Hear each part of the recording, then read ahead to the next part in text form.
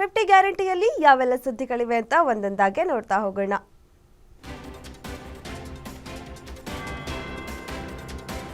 Power sharing ಕಿತ್ತಾಟಕ್ಕೆ breakfast meeting ಮೂಲಕ break ಹಾಕಿ ಒಗ್ಗಟ್ಟು ಪ್ರದರ್ಶನ ಮಾಡಿದ್ರು. ಈಗ ಒಗ್ಗಟ್ಟಿನ ಮುಂದುವರೆದ ಭಾಗವಾಗಿ ಇಂದು ಮತ್ತೆ ಉಪಹಾರ ಸಭೆ ನಡೆಸಲಿದ್ದಾರೆ. ಇಂದು ಡಿಸಿಎಂ ಡಿಕೆ ಶಿವಕುಮಾರ್ ಮನೆಯಲ್ಲಿ ಬ್ರೇಕ್ಫಾಸ್ಟ್ ಮೀಟಿಂಗ್ ನಡೆಯಲಿದೆ.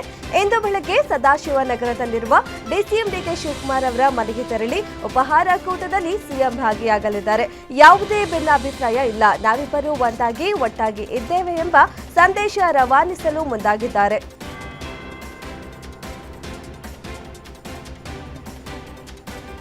ದಿನೇ ದಿನೇ ರಾಜ್ಯ ರಾಜಕಾರಣ ರಂಗೇರುತ್ತಿದೆ. ಮೊನ್ನೆಯಷ್ಟೇ ಸಿಎಂ ನಿವಾಸದಲ್ಲಿ ಸಿದ್ದರಾಮಯ್ಯ ಡಿಸಿಎಂ ಡಿಕೆಶಿ ಬ್ರೇಕ್ಫಾಸ್ಟ್ ನೆಪದಲ್ಲಿ ಗದ್ದುಗೆ ಬಗ್ಗೆ ಚರ್ಚೆ ನಡೆಸಿದ್ರು. ಇದೀಗ ಇಂದು ಸಿಎಂ ಸಿದ್ದರಾಮಯ್ಯರವರನ್ನ ಡಿಸಿಎಂ ಡಿಕೆ ಶಿವಕುಮಾರ್ ತಮ್ಮ ಮನೆಗೆ ಬ್ರೇಕ್ಫಾಸ್ಟ್ಗೆ ಆಹ್ವಾನಿಸಿದ್ದಾರೆ. ಸಿಎಂ ಸಿದ್ದರಾಮಯ್ಯ ಪಕ್ಕ ಹಳ್ಳಿ ಸೊಗಡಿನ ಮನುಷ್ಯ, ಹಾಗಾಗಿ ಅವರಿಗೆ ನಾಟಿ ಕೋಳಿ ಸಾರು ಸೇರಿದಂತೆ ವಿವಿಧ ಖಾದ್ಯಗಳನ್ನ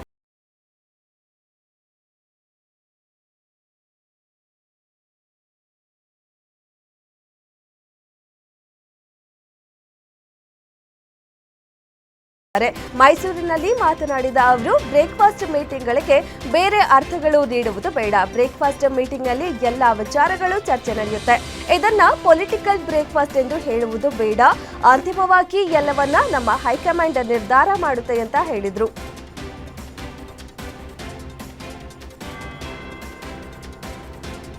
ಬ್ರೇಕ್ಫಾಸ್ಟ್ ಚರ್ಚೆ ನಡುವೆ ಕಾಂಗ್ರೆಸ್ ನಾಯಕರು ಸ್ಫೋಟಕ ಹೇಳಿಕೆ ಕೊಟ್ಟಿದ್ದಾರೆ.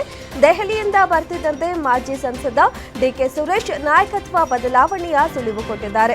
ದೇವನಹಳ್ಳಿಯಲ್ಲಿ ಪ್ರತಿಕ್ರಿಯೆ ನೀಡಿದ ಅವರು, ಇಂದು ಸಿಎಂ ಡಿಸಿಎಂ ಬ್ರೇಕ್ಫಾಸ್ಟ್ ಮೀಟಿಂಗ್ ಇದೆ. ಎಲ್ಲವೂ ಸುಸೂತ್ರವಾಗಿ ನಡೆಯುತ್ತಿದೆ. ಎಲ್ಲವೂ ಒಂದು ಹಂತಕ್ಕೆ ಬರುತ್ತೆ. ಹೈಕಮಾಂಡ್ ಸೂಕ್ತ ಸಮಯದಲ್ಲಿ ಸೂಕ್ತ ನಿರ್ಧಾರ ತೆಗೆದುಕೊಳ್ಳಲಿದೆ ಎಂದಿದ್ದಾರೆ. ಬದಲಾವಣೆ ಡಿಸೆಂಬರ್, ಜನವರಿ ಅಥವಾ ಫೆಬ್ರವರಿಯಲ್ಲಿ ಆಗಬಹುದು ಅಂತ ಅಜಯ್ ಸಿಂಗ್ ಬಾಂಬ್ ಸಿಡಿಸಿದ್ದಾರೆ.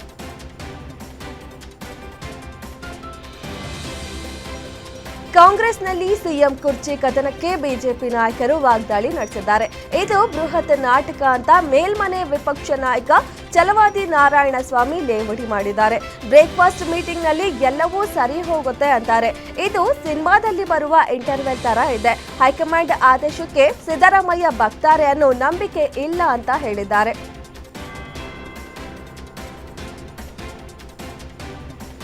ಇಂದು ಡಿಕೆಶಿ ನಿವಾಸದಲ್ಲಿ ಸಿಎಂ ಜೊತೆ ಬ್ರೇಕ್ಫಾಸ್ಟ್ ಮೀಟಿಂಗ್ ಮಾಡುವುದಾಗಿ ಗ್ಯಾರಂಟಿ ನ್ಯೂಸ್ಗೆ ಡಿಸಿಎಂ ಡಿಕೆ ಶಿವಕುಮಾರ್ ಹೇಳಿಕೆ ನೀಡಿದ್ರು. ಸಿಎಂ ಸಿದ್ದರಾಮಯ್ಯ ಅವರನ್ನ ಬ್ರೇಕ್ಫಾಸ್ಟ್ ಮೀಟಿಂಗ್ಗೆ ಕರೆದಿದ್ದೇನೆ. ಸಿಎಂ ಮತ್ತು ನಾನು ಬ್ರದರ್ಸ್ ರೀತಿ ಇದ್ದೇವೆ ಎಂದಿದ್ದಾರೆ. ಇನ್ನು ರಾಹುಲ್ ಗಾಂಧಿ ಭೇಟಿಯಾಗುವ ಬಗ್ಗೆ ಇನ್ನೂ ತೀರ್ಮಾನವಾಗಿಲ್ಲ. ನನಗೆ ಬೇಕಾದಾಗ ಹೋಗಿ ಭೇಟಿ ಮಾಡ್ತೀನಿ ಅಂತ ಸ್ಪಷ್ಟನೆ ನೀಡಿದ್ದಾರೆ.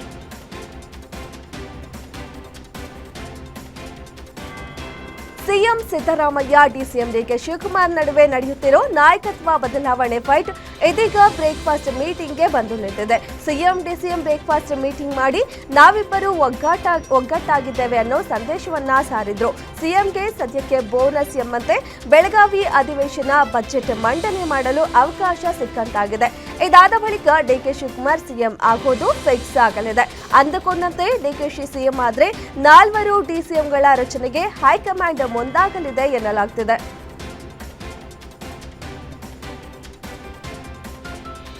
ಅಧಿಕಾರ ಹಂಚಿಕೆಯ ಕಿತ್ತಾಟ ಕಗ್ಗಂಟಿಗೆ ಪರಿಹಾರ ದೊರಕಿಸುವ ವಿಚಾರ ಈಗ ಹೈಕಮಾಂಡ್ನ ಅಂಗಳದಲ್ಲಿದೆ. ಶೀಘ್ರದಲ್ಲೇ ಸಿದ್ದು ಡಿಕೆಶಿಯನ್ನ ದೆಹಲಿಗೆ ಕರೆಸಿಕೊಂಡು ಅಧಿಕಾರ ಹಂಚಿಕೆಗೆ ಸಂಬಂಧಿಸಿದಂತೆ ಒಂದು ತೀರ್ಮಾನಕ್ಕೆ ಹೈಕಮಾಂಡ್ ಬರುವ ಸಾಧ್ಯತೆ ಇದೆ.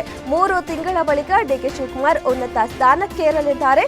ಡಿಕೆಶಿ ಸಿಎಂ ಆದ್ರೆ 4 ಡಿಸಿಎಂ ಸ್ಥಾನಗಳನ್ನ ಸೃಷ್ಟಿ ಮಾಡಲಾಗುತ್ತಂತೆ. ಲಿಂಗಾಯತ, ದಲಿತ, ಒಬಿಸಿ, ಮುಸ್ಲಿಂ ಸಮುದಾಯಕ್ಕೆ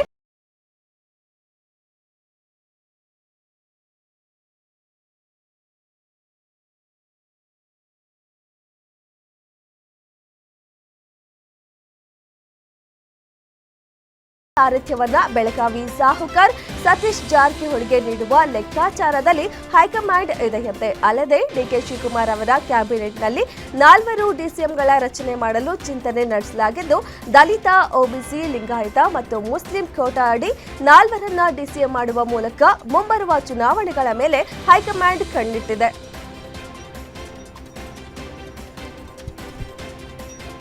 ಡಿಸಿಎಂ ಡಿಕೆ ಶಿವಕುಮಾರ್ಗೆ ಸಿಎಂ ಸ್ಥಾನ ಕೊಡಿಸಲು ಸಹೋದರ ಡಿಕೆ ಸುರೇಶ್ ಕಸರತ್ತು ನಡೆಸುತ್ತಿದ್ದಾರೆ. ಈ ನಡುವೆ ಕೆಲವೇ ದಿನಗಳಲ್ಲಿ ಅಣ್ಣ ಸಿಎಂ ಆಗ್ತಾರೆ ಎಂದು ಡಿಕೆ ಸುರೇಶ್ ಸುಳಿವು ನೀಡಿದ್ದಾರೆ. ದೇವನಹಳ್ಳಿ ವಿಮಾನ ನಿಲ್ದಾಣದಲ್ಲಿ ಮಾತನಾಡಿದ ಅವರು, ಎಲ್ಲವೂ ಸುಸೂತ್ರವಾಗಿ ನಡೆಯುತ್ತಿದೆ. ಈಗ ಒಂದು ಹಂತಕ್ಕೆ ಬಂದಿದೆ. ಹೈಕಮಾಂಡ್ ಸೂಕ್ತ ಸಮಯದಲ್ಲಿ ಸೂಕ್ತ ನಿರ್ಧಾರ ತೆಗೆದುಕೊಳ್ಳಲಿದೆ. ಡಿಕೆ ಶಿವಕುಮಾರ್ ಸಿಎಂ ಆಗುವ ಬಗ್ಗೆ ಕಾದು ನೋಡೋಣ ಎಂದು ಮಾರ್ಮಿಕವಾಗಿ ನುಡಿದಿದ್ದು, ಡಿಕೆ ಸಿಎಂ ಆಗೋದು ಪಕ್ಕ ಅನ್ನೋ ರೀತಿ ಸುಳಿವು ಕೊಟ್ಟಿದ್ದಾರೆ.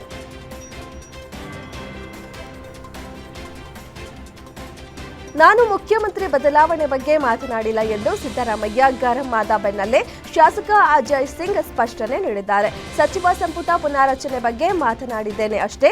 ಮುಂಬರುವ 1-2 ತಿಂಗಳಲ್ಲಿ ಸಚಿವ ಸಂಪುಟ ವಿಸ್ತರಣೆ ಆಗುವ ಬಗ್ಗೆ ಹೇಳಿದ್ದೇನೆ. ಹೈಕಮಾಂಡ್ ಮನಸ್ಸು ಮಾಡಿದ್ರೆ ಆಗುತ್ತೆ. ಅಧಿಕಾರ ಹಂಚಿಕೆ ಬಗ್ಗೆ ನಾನು ಮಾತನಾಡಿಲ್ಲ ಎಂದು ಅಜಯ್ ಸಿಂಗ್ ಹೇಳಿಕೆ ನೀಡಿದರು.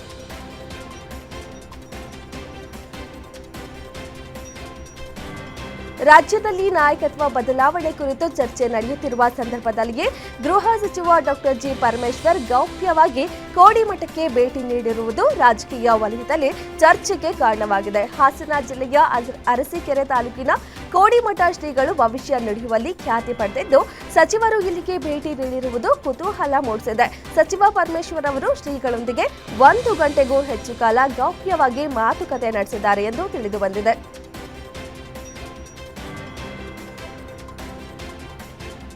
ಮನೆ ಕೆಲಸದಾಕೆ ಮೇಲಿನ ಅತ್ಯಾಚಾರಕ್ಕೆ ಸಂಬಂಧ ಜೀವಾವಧಿ ಶಿಕ್ಷೆ ಪ್ರಶ್ನಿಸಿ ಪ್ರಜ್ವಲ್ ರೇವಣ್ಣ ಸಲ್ಲಿಸಿದ್ದ ಅರ್ಜಿ ವಿಚಾರಣೆ ನಡೆದಿದೆ. ಪ್ರಜ್ವಲ್ ಸಲ್ಲಿಸಿರೋ ಕ್ರಿಮಿನಲ್ ಮೇಲ್ಮನವಿಯ ಅರ್ಜಿಯನ್ನ ನ್ಯಾಯಾಧೀಶ ಕೆಎಸ್ ಮುದಗಲ್ ಮತ್ತು ಟಿ ವೆಂಕಟೇಶ ನಾಯಕ ಪೀಠದಲ್ಲಿ ವಿಚಾರಣೆ ನಡೆದಿದೆ. ಪ್ರಜ್ವಲ್ ಪರ ಹಿರಿಯ ವಕೀಲ ಸಿದ್ಧಾರ್ಥ ಲೂತ್ರಾ ವಾದ ಮಂಡಿಸಿದ್ದು, ಸಂತ್ರಸ್ತೆಯ ಮೌನ, ಸಾಕ್ಷ್ಯಗಳ ಮೇಲಿನ ಸಂಶಯಗಳನ್ನು ಮುಂದಿಟ್ಟು ಶಿಕ್ಷೆ ಅಮಾನತುಗೊಳಿಸಿ ಜಾಮೀನು ನೀಡುವಂತೆ ಮನವಿ ಮಾಡಿದ್ರು. ವಾದವನ್ನ ಆಲಿಸಿದ ಹೈಕೋರ್ಟ್ ವಿಚಾರಣೆಯನ್ನ ಡಿಸೆಂಬರ್ 3ಕ್ಕೆ ಮುಂದೂಡಿದೆ.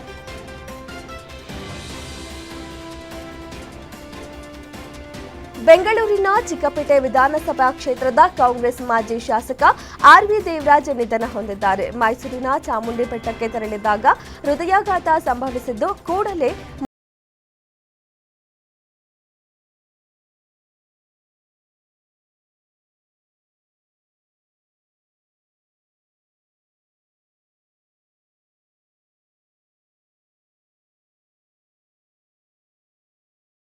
ತನ್ನದೇ ಮನೆಯಲ್ಲಿ ಕೊಲೆಯಾಗಿರೋ ಘಟನೆ ಬೆಂಗಳೂರಿನ ನಾಗರಬಾವಿ ಸಮೀಪದ ಹನುಮಗಿರಿ ದೇವಸ್ಥಾನದ ಬಳಿ ನಡೆದಿದೆ. ವೃದ್ಧ ಸುಮಾರು ವರ್ಷಗಳ ಹಿಂದೆಯೇ ಪತ್ನಿ ಜೊತೆ ಡಿವೋರ್ಸ್ ಪಡೆದು ನಂತರ ಬಾಡಿಗೆ ಮನೆಯಲ್ಲಿ ವಾಸವಾಗಿದ್ರು. ಆದರೆ ಅಕ್ಟೋಬರ್ 23ನೇ ತಾರೀಕು ಮನೆಯಲ್ಲಿ ಶವವಾಗಿ ಪತ್ತೆಯಾಗಿದ್ದಾರೆ. ಮರಣೋತ್ತರ ಪರೀಕ್ಷೆಯಿಂದ ನಾಗರಾಜಯ್ಯನ ಕೊಲೆ ಆಗಿರುವುದು ಸಾಬೀತಾಗಿದೆ. ಅನ್ನಪೂರ್ಣೇಶ್ವರಿ ನಗರ ಠಾಣಾ ಪೊಲೀಸರು ತನಿಖೆಯನ್ನ ಚುರುಕುಗೊಳಿಸಿದ್ದು, ಹಂತಕನಿಗಾಗಿ ಬಲೆ ಬೀಸಿದ್ದಾರೆ.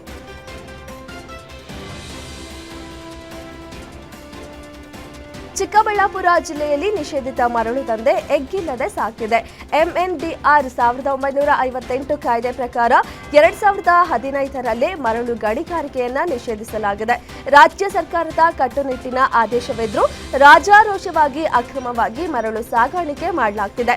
ಕಿಡಿಗೇಡಿಗಳು ರಾತ್ರೋರಾತ್ರಿ ನೂರಾರು ಲೋಡ್ ಗಟ್ಟಲೆ ಮರಳು ಸಾಗಿಸುತ್ತಿದ್ದಾರೆ. ಸಂಬಂಧಪಟ್ಟ ಅಧಿಕಾರಿಗಳು ಕಂಡರೂ ಕಾಣದಂತೆ ಜಾಣ ಕುರುಡರಂತೆ ವರ್ತಿಸುತ್ತಿದ್ದಾರೆ. ಇನ್ನು ಇದೇ ಅಧಿಕಾರಿಗಳ ಕುಮ್ಮಕ್ಕಿನಿಂದಲೇ ಮರಳು ದಂಧೆ ನಡೆಯುತ್ತಿರುವ ಶಂಕೆ ವ್ಯಕ್ತವಾಗಿದೆ.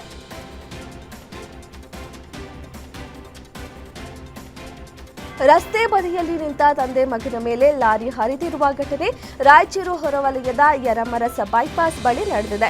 ಇಬ್ಬರ ದುರ್ಮರಣ ನಂತರ ಎಚ್ಚೆತ್ತ ಮಹಾನಗರ ಪಾಲಿಕೆ ರಸ್ತೆ ಬದಿಯಲ್ಲಿ ಅಕ್ರಮವಾಗಿ ನಿರ್ಮಿಸಿದ ಶೆಡ್ ಮತ್ತು ಅಂಗಡಿಗಳನ್ನು ತೆರವು ಮಾಡಿದೆ. ನೋಟಿಸ್ ನೀಡಿದ್ರೂ ಅಂಗಡಿಗಳು ತೆರವು ಮಾಡದ ಕಾರಣ ಅಪಘಾತ ನಡೆದ ಕೂಡಲೇ ಸ್ಥಳೀಯರ ವಿರೋಧ ನಡುವೆ ಅಂಗಡಿಗಳನ್ನು ತೆರವು ಮಾಡಲಾಗಿದೆ.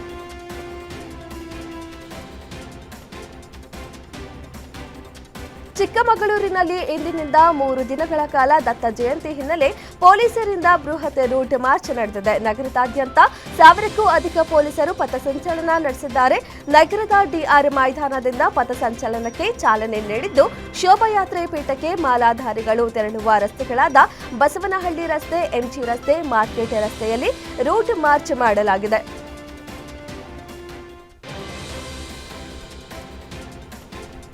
ಕರ್ನಾಟಕದ 5 ಜಿಲ್ಲೆಗಳಲ್ಲಿ ಅಂತರ್ಜಲದ ವಿಪರೀತ ಬಳಕೆಯಾಗಿದೆ ಎಂದು ಕೇಂದ್ರ ಅಂತರ್ಜಲ ಮಂಡಳಿ ವರದಿ ತಿಳಿಸಿದೆ. ಮಂಡಳಿಯು 2025ನೇ ಸಾಲಿನ ವರದಿಯನ್ನು ಬಿಡುಗಡೆ ಮಾಡಿದ್ದು, ಕೋಲಾರ, ಬೆಂಗಳೂರು ನಗರ, ಚಿಕ್ಕಬಳ್ಳಾಪುರ, ಬೆಂಗಳೂರು ಗ್ರಾಮಾಂತರ, ಚಿತ್ರದುರ್ಗ ಜಿಲ್ಲೆಗಳಲ್ಲಿ ವ್ಯಾಪಕ ಪ್ರಮಾಣದಲ್ಲಿ ಅಂತರ್ಜಲ ಬಳಕೆಯಾಗಿದೆ ಎಂದು ತಿಳಿಸಿದೆ.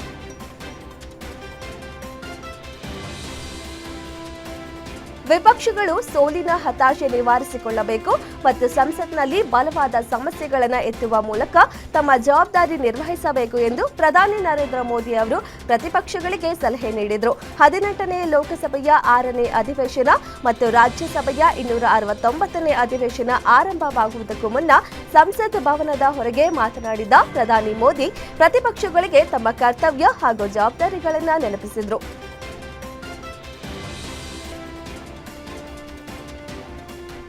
ಸಾಮಾನ್ಯ ಹಿನ್ನೆಲೆಯಿಂದ ಉಪರಾಷ್ಟ್ರಪತಿ ಹುದ್ದೆಗೆ ಏರಿರುವ ಸಿಪಿ ರಾಧಾಕೃಷ್ಣನ್ ಅವರ ಬೆಳವಣಿಗೆ ಪ್ರಜಾಪ್ರಭುತ್ವದ ನಿಜವಾದ ಶಕ್ತಿಯನ್ನ ಪ್ರತಿಬಿಂಬಿಸುತ್ತದೆ ಎಂದು ಪ್ರಧಾನಿ ನರೇಂದ್ರ ಮೋದಿ ಹೇಳಿದ್ದಾರೆ. ಸಂಸತ್ತಿನ ಚಳಿಗಾಲದ ಅಧಿವೇಶನದ ಆರಂಭದಲ್ಲಿ ಸಿಪಿ ರಾಧಾಕೃಷ್ಣನ್ ಅವರನ್ನ ಅಭಿನಂದಿಸಿ ಮಾತನಾಡಿದ ಮೋದಿ ಅವರ ಅನುಭವ ಮತ್ತು ಮಾರ್ಗದರ್ಶನವು ರಾಜ್ಯಸಭೆಯ ಸುಗಮ ಚಾಲನೆಗೆ ಸಹಾಯ ಮಾಡುತ್ತದೆ ಎಂದು ಹಾರೈಸಿದರು.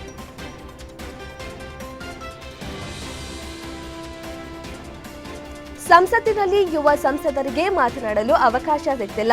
ಇದರಿಂದ ಅವರಿಗೆ ರಾಷ್ಟ್ರದ ಪ್ರಗತಿಯಲ್ಲಿ ಭಾಗವಹಿಸಲು ಸಾಧ್ಯವಾಗ್ತಿಲ್ಲ.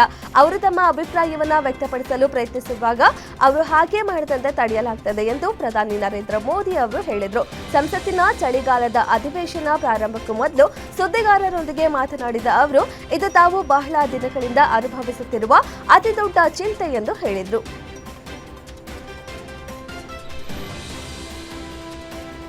ಚಳಿಗಾಲದ ಅಧಿವೇಶನಕ್ಕೂ ಮುನ್ನ ಪ್ರಧಾನಿ ನರೇಂದ್ರ ಮೋದಿ ಅವರು ನಾಗರಿಕರ ಬಗ್ಗೆ ನೀಡಿದ್ದ ಹೇಳಿಕೆಯನ್ನ ಕಾಂಗ್ರೆಸ್ ಸಂಸದೆ ಪ್ರಿಯಾಂಕಾ ಗಾಂಧಿ ತೀವ್ರವಾಗಿ ಖಂಡಿಸಿದ್ದಾರೆ. ಹಣದುಬ್ಬರ ಮತ್ತು ಮಾಲಿನ್ಯದಂತಹ ಸಾರ್ವಜನಿಕ ವಿಷಯಗಳ ಕುರಿತು ಚರ್ಚೆ ತಪ್ಪಿಸುವುದು ನಿಜವಾದ ನಾಟಕ ಎಂದು ಹೇಳಿದ್ದಾರೆ. ನರೇಂದ್ರ ಮೋದಿ ಹೇಳಿಕೆಗೆ ಪ್ರಿಯಾಂಕಾ ವಾದ್ರಾ ತಿರುಗೇಟು ನೀಡಿದ್ದಾರೆ.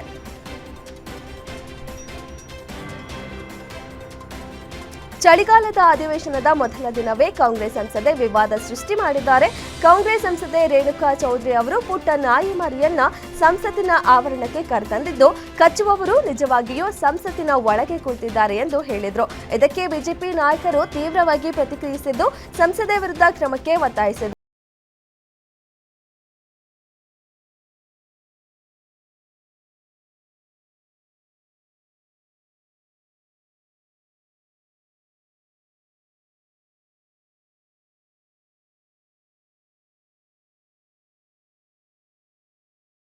ರಿಜಿಜು ಹೇಳಿದ್ದಾರೆ. ಸಂಸತ್ತಿನ ಚಳಿಗಾಲದ ಅಧಿವೇಶನದ ಮೊದಲ ದಿನದಂದು ರಾಜ್ಯಸಭೆಯಲ್ಲಿ ಮಾತನಾಡುತ್ತಾ ಸಚಿವ ಕಿರಣ್ ರಿಜಿಜು ಈ ಹೇಳಿಕೆ ನೀಡಿದ್ದಾರೆ.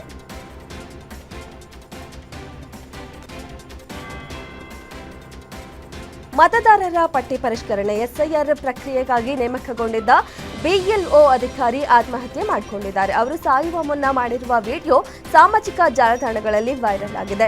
ಉತ್ತರ ಪ್ರದೇಶದ ಮೊರಾದಾಬಾದ್ನ ಭೋಜ್ಪುರ ಪೊಲೀಸ್ ಠಾಣೆ ವ್ಯಾಪ್ತಿಯಲ್ಲಿ ಘಟನೆ ನಡೆದಿದೆ. ಬಹೇರಿ ಬ್ರಾಹ್ಮಣನ್ ಗ್ರಾಮದ ನಿವಾಸಿ ಸರ್ವೇಶ್ ಸಿಂಗ್ ಆತ್ಮಹತ್ಯೆ ಮಾಡಿಕೊಂಡಿದ್ದಾರೆ.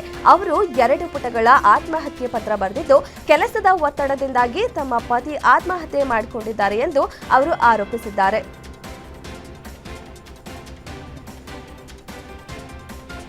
ಮಸಾಲಾ ಬಾಂಡ್ ಪ್ರಕರಣ ಸಂಬಂಧ ಕೇರಳ ಸಿಎಂ ಪಿಣರಾಯಿ ವಿಜಯನ್ಗೆ ಜಾರಿ ನಿರ್ದೇಶನಾಲಯ ಇಡಿ ನೋಟಿಸ್ ನೀಡಿದೆ.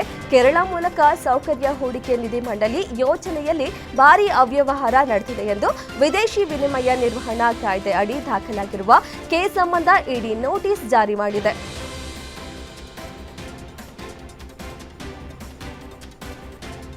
ದೆಹಲಿ ವಿಮಾನ ನಿಲ್ದಾಣದ ರನ್ವೇ 10 ಕಡೆಗೆ ಜಿಪಿಎಸ್ ಆಧಾರಿತ ಲ್ಯಾಂಡಿಂಗ್ ವಿಧಾನದಲ್ಲಿ ಬರ್ತಿರುವ ಕೆಲವು ವಿಮಾನಗಳು ಜಿಪಿಎಸ್ ಸ್ಕೂಫಿಂಗ್ಗೆ ಒಳಗಾಗಿವೆ. ಈ ವಿಮಾನಗಳಿಗೆ ತುರ್ತು ಪರಿಸ್ಥಿತಿ ಕಾರ್ಯವಿಧಾನಗಳನ್ನು ಬಳಸಲಾಗಿದೆ. ಆದರೆ ಇತರ ರನ್ವೇಗಳಲ್ಲಿ ಸಾಂಪ್ರದಾಯಿಕ ನ್ಯಾವಿಗೇಷನ್ ಸೌಲಭ್ಯಗಳು ಕಾರ್ಯನಿರ್ವಹಿಸುತ್ತಿರುವುದರಿಂದ ವಿಮಾನಗಳ ಚಲನೆಯ ಮೇಲೆ ಯಾವುದೇ ಪ್ರಭಾವ ಬೀರಲಿಲ್ಲ ಎಂದು ವಿಮಾನಯಾನ ಸಚಿವ ರಾಮ್ ಮೋಹನ್ ನಾಯ್ಡು ಸ್ಪಷ್ಟಪಡಿಸಿದ್ದಾರೆ.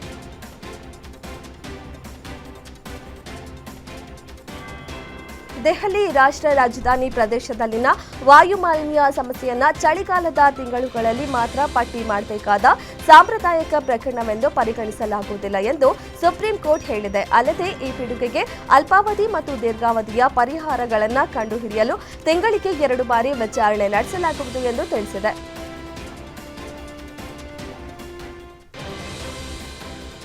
ಭಾರತದ ಅತಿ ಉದ್ದದ ಗಾಜಿನ ಸ್ಕೈವಾಕ್ ಸೇತುವೆಯು ಆಂಧ್ರಪ್ರದೇಶದ ವಿಶಾಖಪಟ್ಟಣದಲ್ಲಿ ಈಗ ಸಾರ್ವಜನಿಕರಿಗೆ ಮುಕ್ತವಾಗಿದೆ.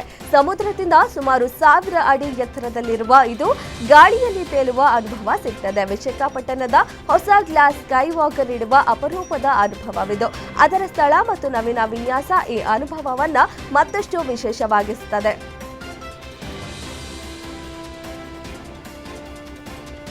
ಉತ್ತರ ಪ್ರದೇಶದ ಗೋರಖ್ಪುರದ ಜನನಿಬಿಡ ಗೋಲಾಘರ್ ಪ್ರದೇಶದ ಬೇಬಿ ಲ್ಯಾಂಡ್ ಎಂಬ ಬಟ್ಟೆ ಅಂಗಡಿಯಲ್ಲಿ ಬೆಂಕಿ ಕಾಣಿಸಿಕೊಂಡಿದೆ. ಅಂಗಡಿಯಿಂದ ದಟ್ಟವಾದ ಹೊಗೆ ಏರುತ್ತಿರುವ ವಿಡಿಯೋ ಎಲ್ಲೆಡೆ ಹರಿದಾಡಿದ್ದು ಹತ್ತಿರದ ಅಂಗಡಿಯವರು ಮತ್ತು ನಿವಾಸಿಗಳಲ್ಲಿ ಆತಂಕ ಮೂಡಿಸಿದೆ. ಸ್ಥಳಕ್ಕೆ ಹಲವಾರು ಅಗ್ನಿಶಾಮಕ ದಳದ ಸಿಬ್ಬಂದಿಯನ್ನ ರವಾನಿಸಲಾಗಿದ್ದು ಆರಂಭಿಕ ತನಿಖೆಯು ಬೆಂಕಿಗೆ ಶಾರ್ಟ್ ಸರ್ಕ್ಯೂಟ್ ಕಾರಣ ಎಂದು ತಿಳಿದುಬಂದಿದೆ.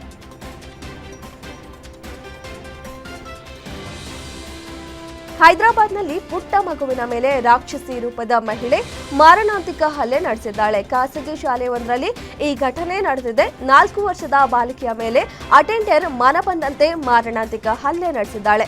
ಪುಟ್ಟ ಮಗುವಿನ ಜುಟ್ಟು ಹಿಡಿದು ನೆಲಕ್ಕೆ ಬಡಿದಿದ್ದಾಳೆ. ಮಗುವಿನ ಕೈ ಕಾಲುಗಳ ಮೇಲೆ ಡೆಡ್ಲಿ ಅಟ್ಯಾಕ್ ಮಾಡಿದ್ದಾಳೆ.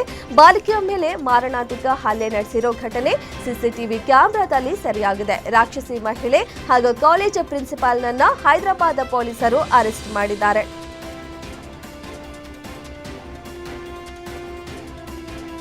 ಕೋವಿಡ್-19 ನಂತರ ಭಾರತದಲ್ಲಿ ಮತ್ತೊಂದು ಮಾರಕ ರೋಗ ಕಾಲಿಟ್ಟಿದೆ. ಅದುವೇ ಸ್ಕ್ರಬ್ ಟೈಫಸ್. ಇದು ಸಣ್ಣ ಕೆಂಪು ಬಣ್ಣದ ಹುಳುಗಳ ಕಡಿತದಿಂದ ಹರಡುವ ಬ್ಯಾಕ್ಟೀರಿಯಾ ಸೋಂಕು. ನವೆಂಬರ್ ಅಂತ್ಯದವರೆಗೆ ರಾಜ್ಯದ 26 ಜಿಲ್ಲೆಗಳಲ್ಲಿ ಸಾವಿರಾರು ಪ್ರಕರಣಗಳು ಪತ್ತೆಯಾಗಿವೆ. ಆಂಧ್ರಪ್ರದೇಶದಲ್ಲಿ 500ಕ್ಕೂ ಹೆಚ್ಚು ಪ್ರಕರಣಗಳು ಪತ್ತೆಯಾಗಿದ್ದು ಚಿತ್ತೂರು, ಕಾಕಿನಾಡ ಮತ್ತು ವಿಶಾಖಪಟ್ಟಣದಲ್ಲಿ ವೈರಸ್ ಕೇಸ್ ಹೆಚ್ಚಳವಾಗಿದೆ. ವಿಜಯನಗರಂನಲ್ಲಿ ವೈರಸ್ ಆರ್ಭಟಕ್ಕೆ ಓರ್ವ ಮಹಿಳೆ ಮೃತಪಟ್ಟಿದ್ದಾಳೆ.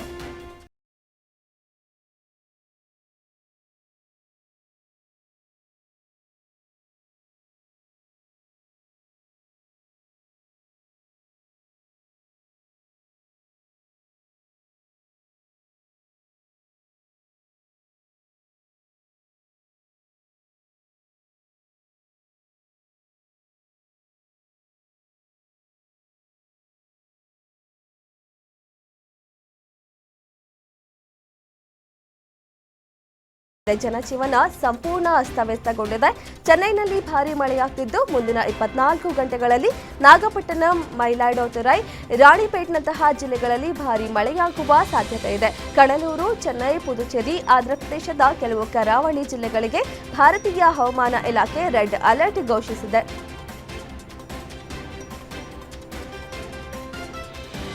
ಶ್ರೀಲಂಕಾದಲ್ಲಿ ದಿತ್ವಾ ಸೈಕ್ಲೋನ್ ಅಲ್ಲೋಲ ಕಲ್ಲೋಲ ಸೃಷ್ಟಿಸಿದೆ. ಪ್ರವಾಹಕ್ಕೆ ಜನಜೀವನ ಸಂಪೂರ್ಣ ಅಸ್ತವ್ಯಸ್ತಗೊಂಡಿದೆ. ನೆರೆ ರಾಷ್ಟ್ರದಲ್ಲಿ ರೌದ್ರ ನರ್ತನ ತೋರುತ್ತಿರುವ ದಿತ್ವಾ ಚಂಡಮಾರುತಕ್ಕೆ ಪ್ರವಾಹ, ಭೂಕುಸಿತದಲ್ಲಿ 334 ಮಂದಿ ಪ್ರಾಣ ಕಳೆದುಕೊಂಡಿದ್ದಾರೆ. 300ಕ್ಕೂ ಮಂದಿ ನಾಪತ್ತೆಯಾಗಿದ್ದಾರೆ. ಇತ್ತ ಕಲನಿ ನದಿಯಲ್ಲಿ ನೀರಿನ ಮಟ್ಟದಲ್ಲಿ ಗಣನೀಯ ಏರಿಕೆಯಾಗಿದ್ದು ಕೊಲಂಬೋ ಸಂಪೂರ್ಣ ಜಲಾವೃತಗೊಂಡಿದೆ. ರಸ್ತೆಗಳು, ಕಟ್ಟಡಗಳು ಜಲಮಯವಾಗಿದ್ದು ಜನ ಪರದಾಡುತ್ತಿದ್ದಾರೆ. ಶ್ರೀಲಂಕಾದಲ್ಲಿ ದಿತ್ವಾ ಸೈಕ್ಲೋನ್ ವಿನಾಶವನ್ನ ಉಂಟು ಮಾಡಿದೆ.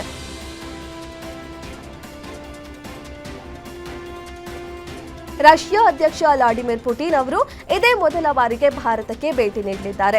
2 ದಿನಗಳ ಪ್ರವಾಸದ ಹಿನ್ನೆಲೆಯಲ್ಲಿ ಡಿಸೆಂಬರ್ 4ರಂದು ಭಾರತಕ್ಕೆ ಆಗಮಿಸಲಿರುವ ಅವರು ಡಿಸೆಂಬರ್ 5ರಂದು ಹಿಂತಿರುಗಲಿದ್ದಾರೆ. ಭಾರತಕ್ಕೆ ಭೇಟಿ ನೀಡುತ್ತಿರುವ ಪುಟಿನ್ ಅವರು ಈ ಸಂದರ್ಭದಲ್ಲಿ ದೊಡ್ಡ ಮೊತ್ತದ ರಕ್ಷಣಾ ಒಪ್ಪಂದಗಳಿಗೆ ಸಹಿ ಹಾಕುವ ಸಾಧ್ಯತೆ ಇದೆ. ಇದರಲ್ಲಿ ಉನ್ನತ ಮಟ್ಟದ ರಕ್ಷಣಾ ಸಹಕಾರ ಮತ್ತು ಹೊಸ S-400 ಕ್ಷಿಪಣಿ ಒಪ್ಪಂದದ ಕಾರ್ಯಸೂಚಿಯೂ ಇರುವ ಸಾಧ್ಯತೆ ಇದೆ.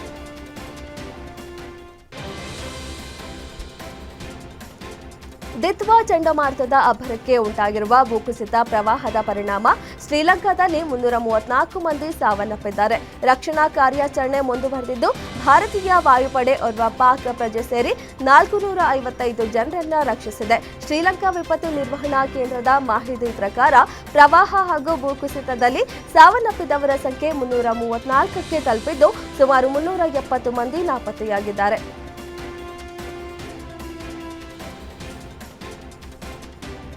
ಪ್ರಧಾನಿ ನರೇಂದ್ರ ಮೋದಿ ಶ್ರೀಲಂಕಾ ಅಧ್ಯಕ್ಷ ಅನುರಾಗ್ ಕುಮಾರ್ ದಿಸಾನಾಯಕೆ ಅವರೊಂದಿಗೆ ದೂರವಾಣಿ ಸಂಭಾಷಣೆ ನಡೆಸಿ ದ್ವೀಪ ರಾಷ್ಟ್ರ ಶ್ರೀಲಂಕಾದಲ್ಲಿ ದಿತ್ವಾ ಚಂಡಮಾರುತದಿಂದ ಉಂಟಾದ ಜೀವಹಾನಿಗೆ ಸಂತಾಪ ಸೂಚಿಸಿದ್ದಾರೆ. ಶ್ರೀಲಂಕಾದೊಂದಿಗೆ ಭಾರತ ದೃಢವಾಗಿ ನಿಂತದೆ, ಅಗತ್ಯವಿರುವ ಎಲ್ಲ ಸಹಾಯವನ್ನ ಮಾಡುತ್ತದೆ ಎಂದು ಪ್ರಧಾನಿ ಮೋದಿ ಶ್ರೀಲಂಕಾ ಅಧ್ಯಕ್ಷ ದಿಸಾನಾಯಕ್ ಅವರಿಗೆ ಭರವಸೆ ನೀಡಿದ್ದಾರೆ.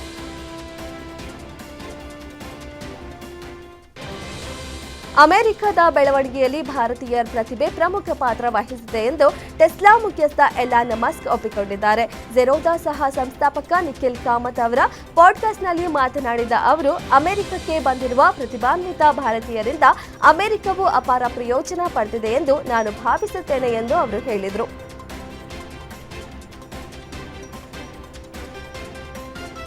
ಮುಖ್ಯಮಂತ್ರಿ ರೇವಂತ್ ರೆಡ್ಡಿ ನೇತೃತ್ವದ ಕಾಂಗ್ರೆಸ್ ಸರ್ಕಾರ ಅಧಿಕಾರಕ್ಕೆ ಬಂದು 2 ವರ್ಷ ತುಂಬುತ್ತಿರುವ ಹಿನ್ನೆಲೆ ಹೈದರಾಬಾದ್ನಲ್ಲಿ ವಿವಿಧ ಕಾರ್ಯಕ್ರಮಗಳನ್ನು ಆಯೋಜಿಸಲಾಗಿದೆ. ಡಿಸೆಂಬರ್ 1ರಿಂದ 13ರವರೆಗೆ ಈ ಕಾರ್ಯಕ್ರಮಗಳು ನಡೆಯಲಿವೆ.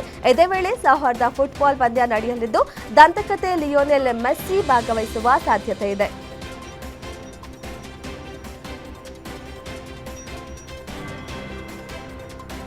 ಟೀಂ ಇಂಡಿಯಾದಲ್ಲಿ ಕೋಚ್ ಗಂಭೀರ್ ಹಾಗೂ ಸ್ಟಾರ್ ಆಟಗಾರರ ಮಧ್ಯೆ ಮುಂದುವರೆದ ಗಂಭೀರ್ ತಿಕ್ಕಾಟ ಮುಂದುವರೆದಿದೆ. ಅನುಮಾನ ಮೂಡಿದೆ. ದಕ್ಷಿಣ ಆಫ್ರಿಕಾ ವಿರುದ್ಧ ನಡೆದ ಮೊದಲ ಏಕದಿನ ಪಂದ್ಯದಲ್ಲೂ ಗಂಭೀರ್ ಮತ್ತು ರೋಹಿತ್ ಕೊಹ್ಲಿ ಮಧ್ಯೆ ಕೋಲ್ಡ್ ವಾರ್ ನಡೆದಿದೆ. ಎರಡನೇ ಪಂದ್ಯಕ್ಕೂ ಮುನ್ನ ಬಿಸಿಸಿಐ ದಿಢೀರೆಂದು ಆಟಗಾರರ ಮೀಟಿಂಗ್ ಕರೆದಿತ್ತು.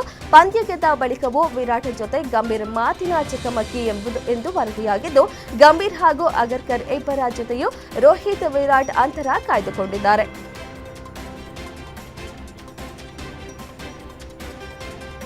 ಪ್ರವಾಸಿ ದಕ್ಷಿಣ ಆಫ್ರಿಕಾ ವಿರುದ್ಧ ಮೊದಲ ಪಂದ್ಯದಲ್ಲಿ 17 ರನ್ ಗೆಲುವು ಸಾಧಿಸಿ ಸರಣಿಯಲ್ಲಿ 1-0 ಮುನ್ನಡೆ ಸಾಧಿಸಿರುವ ಭಾರತ ಇದೀಗ ದ್ವಿತೀಯ ಪಂದ್ಯವನ್ನ ಗೆದ್ದು ಸರಣಿ ಕೈವಶ ಮಾಡಿಕೊಳ್ಳುವ ಇರಾದೆಯಲ್ಲಿದೆ. ಭಾರತ ಮತ್ತು ದಕ್ಷಿಣ ಆಫ್ರಿಕಾ ನಡುವಣ ದ್ವಿತೀಯ ಪಂದ್ಯ ನಾಳೆ ರಾಯ್ಪುರದ ಶಹೀದ್ ವೀರ್ ನಾರಾಯಣ್ ಸಿಂಗ್ ಅಂತಾರಾಷ್ಟ್ರೀಯ ಕ್ರೀಡಾಂಗಣದಲ್ಲಿ ನಡೆಯಲಿದೆ.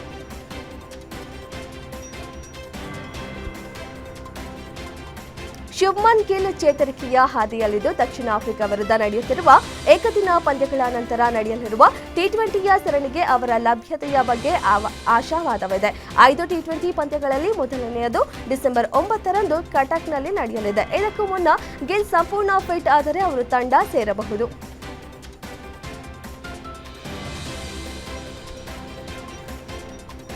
ವಿವಿಧ ಮಾದರಿಗಳಲ್ಲಿ ಕ್ರಿಕೆಟ್ ಮಾರ್ಗಸೂಚಿಯನ್ನು ರೂಪಿಸಲು ಮತ್ತು ಭಾರತ ತಂಡದ ಮ್ಯಾನೇಜ್ಮೆಂಟ್ ನಡುವಿನ ಸಂವಹನವನ್ನು ಸುಗಮಗೊಳಿಸಲು ಭಾರತೀಯ ಕ್ರಿಕೆಟ್ ನಿಯಂತ್ರಣ ಮಂಡಳಿ ಬಿಸಿಸಿಐ ಸಭೆಯೊಂದನ್ನು ನಿಗದಿಪಡಿಸಿದೆ. ಭಾರತ ಮತ್ತು ದಕ್ಷಿಣ ಆಫ್ರಿಕಾ ನಡುವಿನ 2ನೇ ಏಕದಿನ ಪಂದ್ಯಕ್ಕೂ ಮುನ್ನ ಬುಧವಾರ ರಾಯ್ಪುರದಲ್ಲಿ ಈ ಸಭೆ ನಡೆಯಲಿದೆ.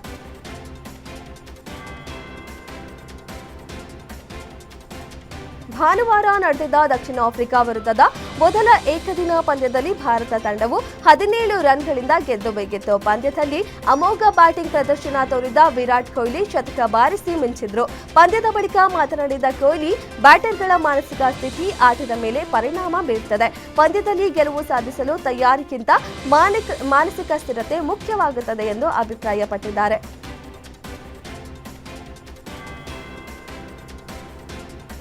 ಡಿಸೆಂಬರ್ 4ರಂದು ಸಂಭವಿಸಿದ ಭೀಕರ ಕಾಲ್ತುಳಿತದ ಬಳಿಕ ಹಲವು ಮಹತ್ವದ ಟೂರ್ನಿಗಳ ಆತಿಥ್ಯ ತಪ್ಪಿಸಿಕೊಂಡಿರುವ ಬೆಂಗಳೂರಿನ ಚಿನ್ನಸ್ವಾಮಿ ಕ್ರೀಡಾಂಗಣದಿಂದ 2026ರ ಐಪಿಎಲ್ ಪಂದ್ಯಗಳು ಎತ್ತಂಗಡಿಯಾಗುವ ಸಾಧ್ಯತೆ ಇದೆ. ರಾಜ್ಯ ಸರ್ಕಾರವು ಪಂದ್ಯಗಳನ್ನು ಆಯೋಜಿಸಲು ಅನುಮೋದನೆ ನೀಡುವ ಮೊದಲು ಸಮಗ್ರ ರಚನಾತ್ಮಕ ಫಿಟ್ನೆಸ್ ಪರೀಕ್ಷೆಗೆ ನಿರ್ದೇಶಿಸಿದೆ.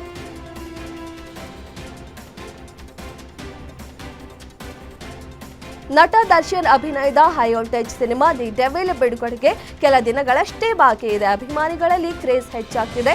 ಕಾಯುವಿಕೆ ಬಹುತೇಕ ಅಂತ್ಯವಾಗಿದೆ. ಟ್ರೇಲರ್ ರಿಲೀಸ್ ಯಾವಾಗ ಅಂತ ಅನೌನ್ಸ್ ಕೂಡ ಆಗೇ ಹೋಗಿದೆ. ನಾನು ಬರ್ತೀನಿ ಚಿನ್ನ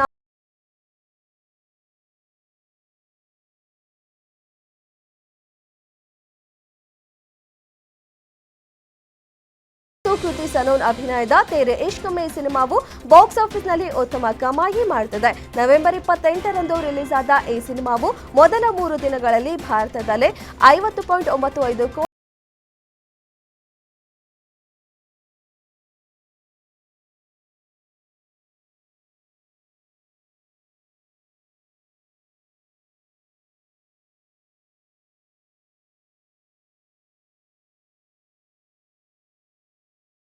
ಸಿನಿಮಾಗೆ ಕೆಂಪು ಹಳದಿ ಹಸಿರು ಎಂದು ಶೀರ್ಷಿಕೆ ಇಡಲಾಗಿದೆ.